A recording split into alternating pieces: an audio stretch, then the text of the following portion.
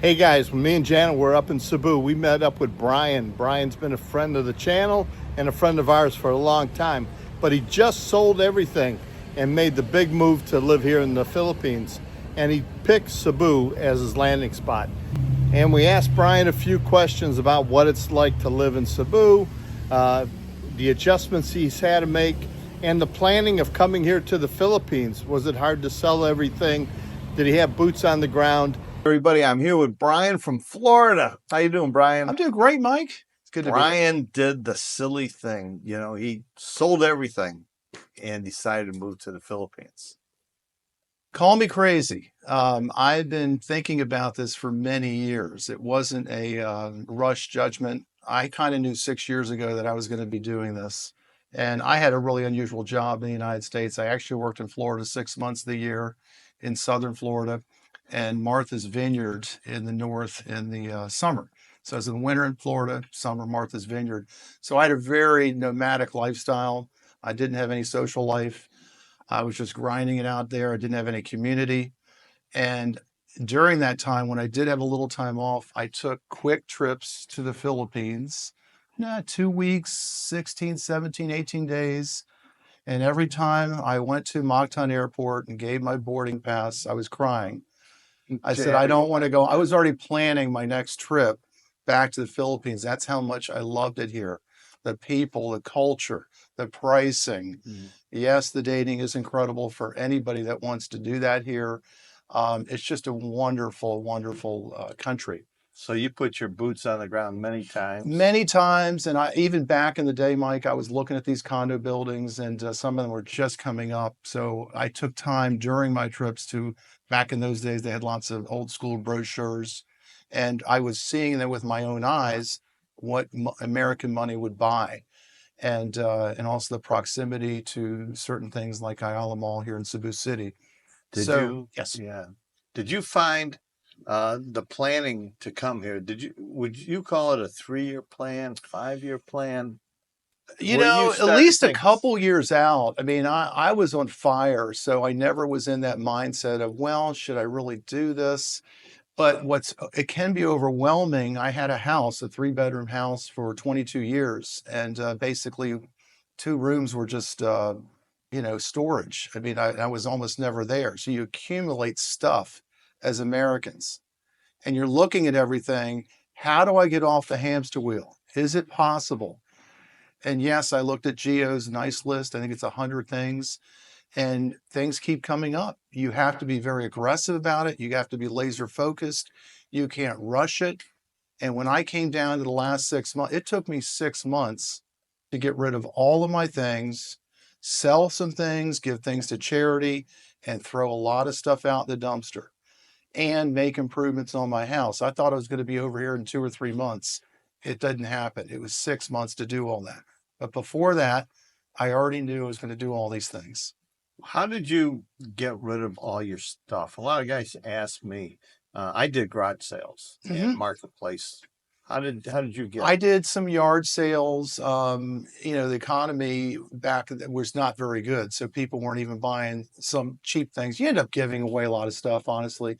Your most valuable things you sell. By the way, when you're selling your car, please don't have people come to your home. I did mine right next to a police station. Because someone's walking in with $10,000 of cash, and you get all sorts of scammers and things like that. But as you get down closer and closer, it's easier to give things away.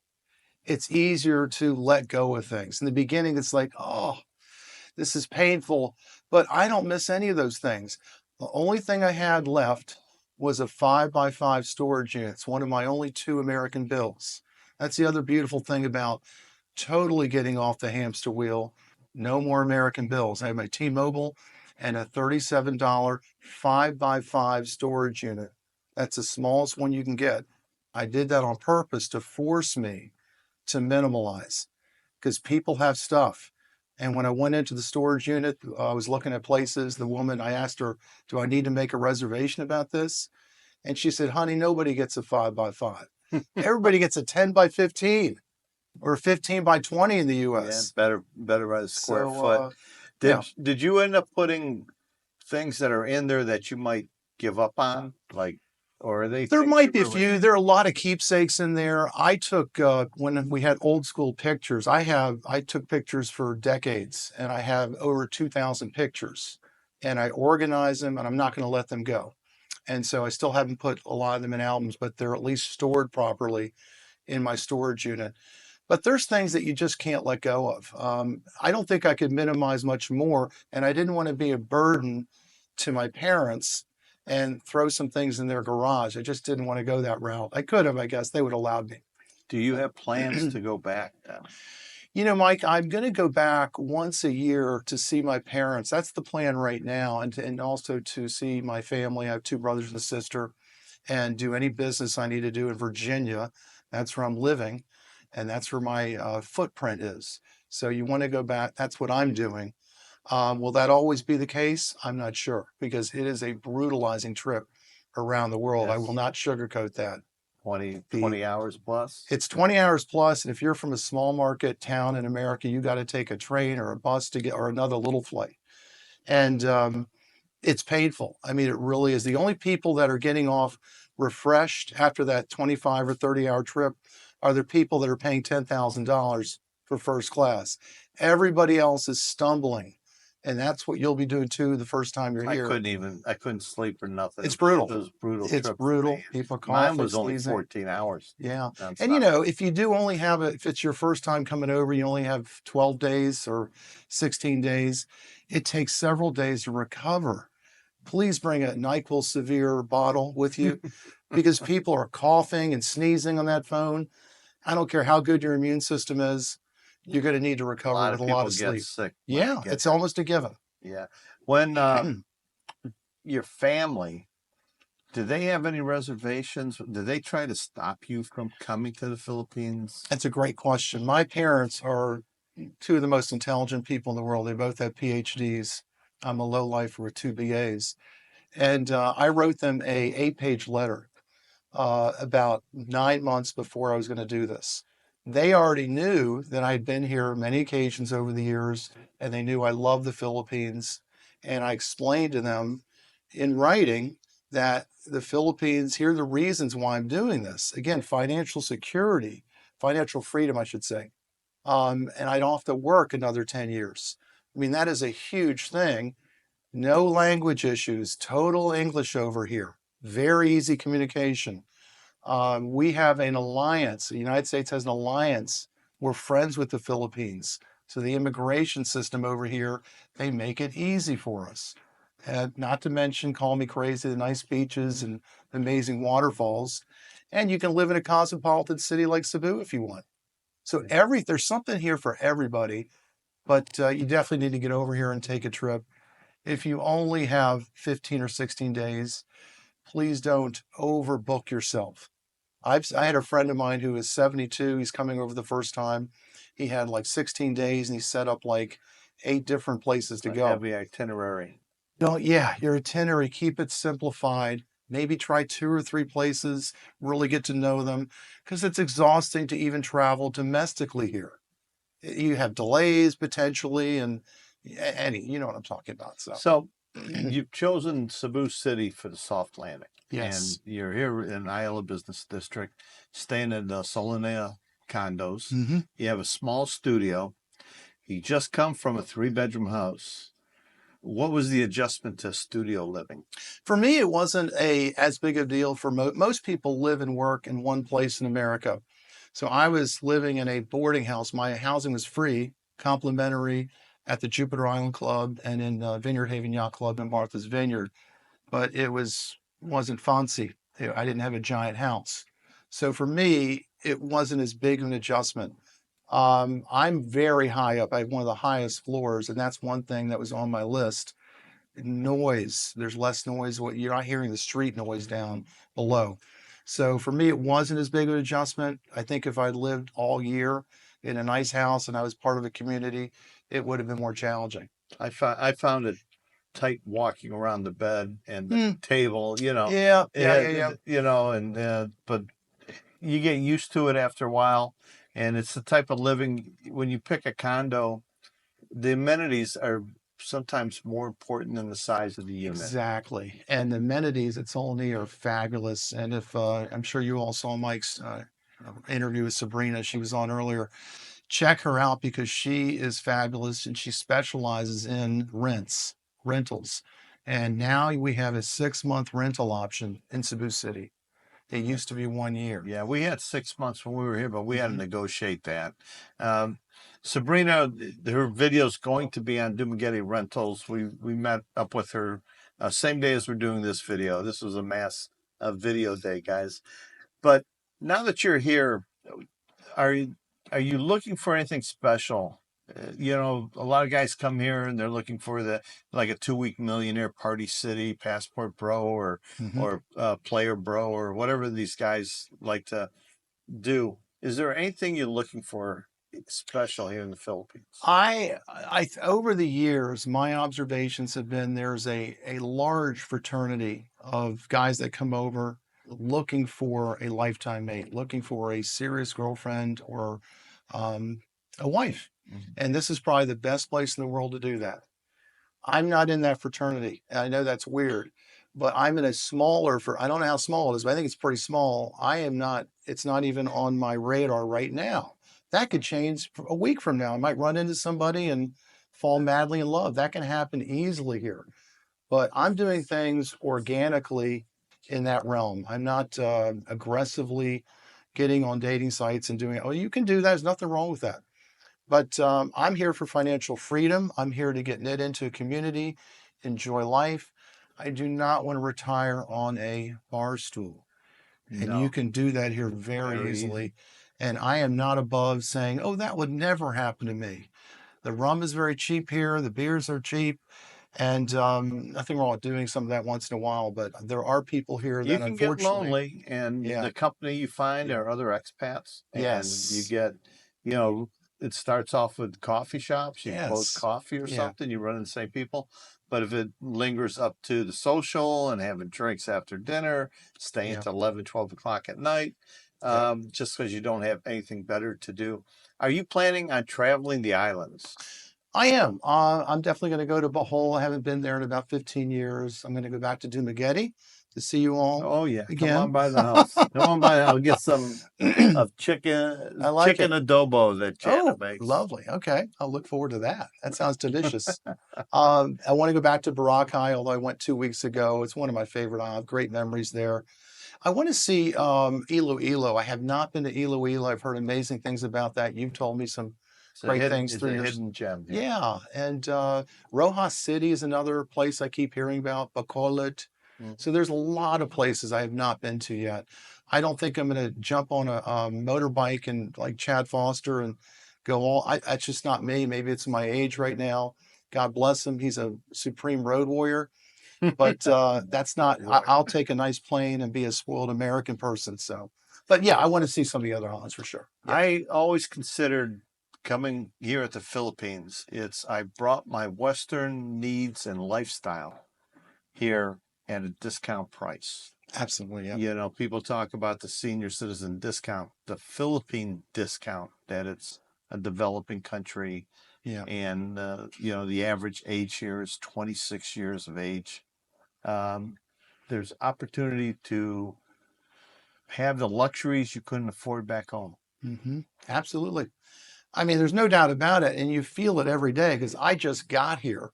So I was paying crazy high expenses 2 months ago. And now I feel like I have so much extra money. I'm saving thousands of dollars a month because budget's small compared to the United States. And you And still eat well. you still eat great. And you know, you can eat healthy over here. You have the pork, you got all this other stuff. But the seafood over here is outstanding. And it's a fraction of the cost. What does that cost the United States? Oh, To go out and have a nice I can't seafood meal? I afford couldn't that. afford that. Now, people say that the Philippine people are very warm and friendly. You're telling me a story of your last experience with America and your first experience here in the Philippines this trip. Can you share it? Sure, this is a big one, and it blew my mind. I am from a small market town called Norfolk, Virginia City, so I had to take a train up to Penn Station just to start my trip to the Philippines. It's a 9-hour train. My biggest last transaction from the United States was taking a taxi from Penn Station to JFK to wait for my big plane to go around the world. So I have all my luggage, I'm all in, and this guy starts to scam me, gives me crazy pricing. He doesn't help me with my bags.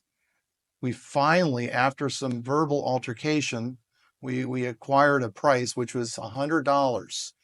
And this was late at night. It wasn't a good time. And in addition, when I got in, he cranked up. I'm not even going to call it music. It was just insane. He didn't say, "Hey, would you like to hear something?" And it was super loud. So I take my plane around the world. I get into Cebu, Mactan Airport. I've got to get a taxi. So I go over to the white taxi stand where they have the meter taxis, very easy to find.